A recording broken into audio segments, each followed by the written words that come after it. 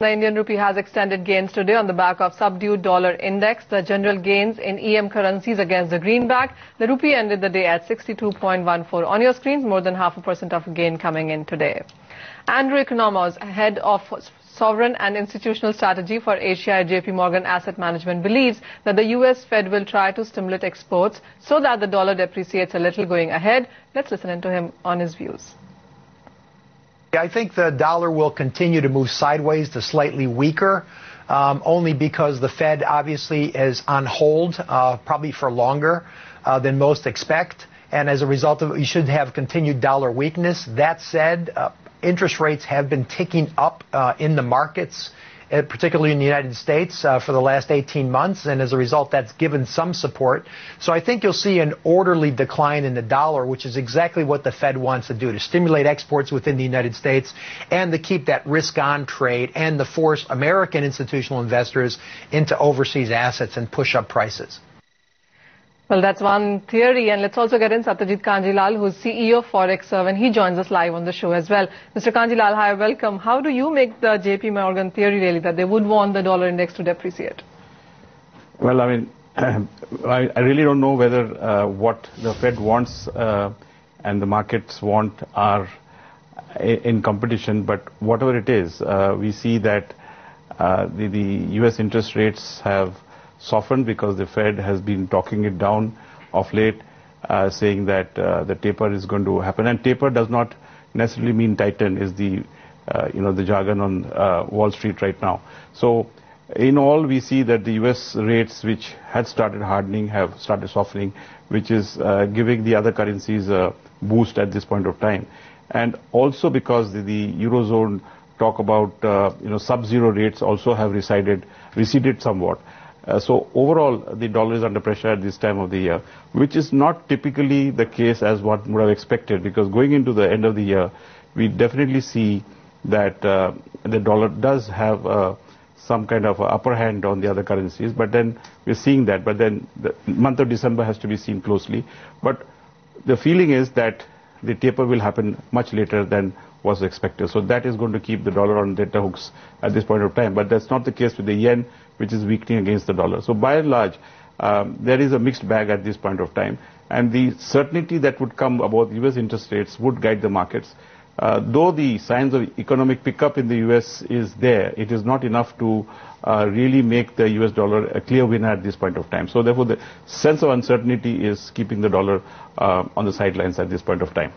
Fair point. That's about the international markets. How do you look at the Indian markets? Because more or less we've been making higher highs for the Indian rupee. How much of a further strength would you expect?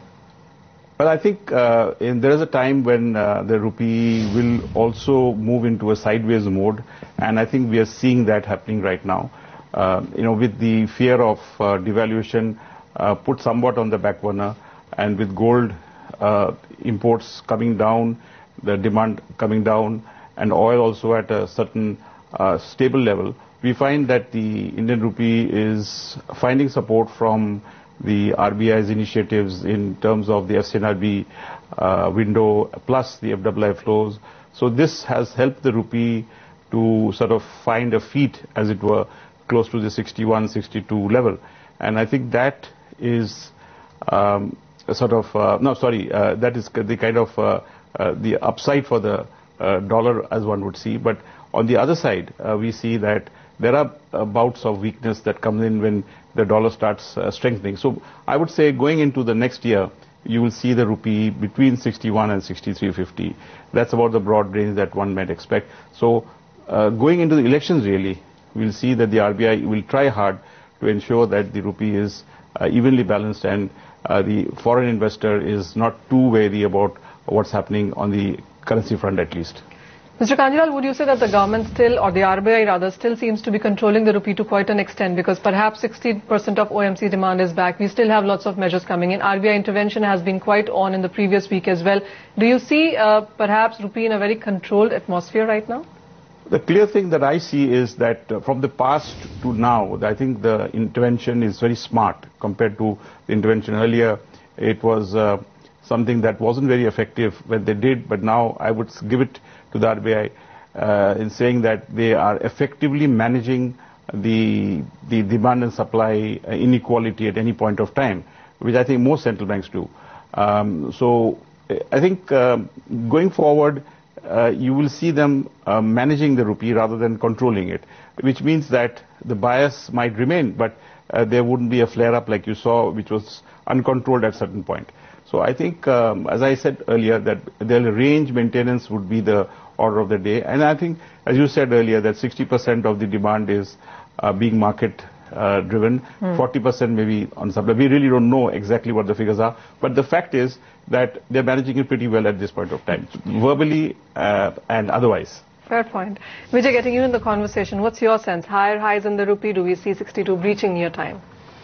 Manisha, that wouldn't really come as a surprise because the rupee is showing signs of relative strength vis-a-vis the dollar. The action has clearly shifted now to the European currencies, namely the euro leading the way with the British pound following suit. If you actually see your screens during the market hours, there is a higher relative strength in the euro and the pound vis-a-vis the US dollar and the Japanese yen. Japanese yen, of course, tends to trade very, very thinly in the Indian exchanges. But my guess is if you're a trader, if you're seeking opportunities, the euro offers a better buy opportunity as against the US dollar at this point in time. Having said that, if the rupee appreciates to 60.5, 61 odd levels, I might consider opening up some amount of long positions. I'm talking of futures rather than cash at 61 or lower levels in the USD INR. I might venture out some fresh long positions there. All right, so that's the range coming in for the currency. More appreciation not ruled out. We might be looking at 62 breaching as well, but whole host of stuff to watch out for in the international as well as the Indian markets.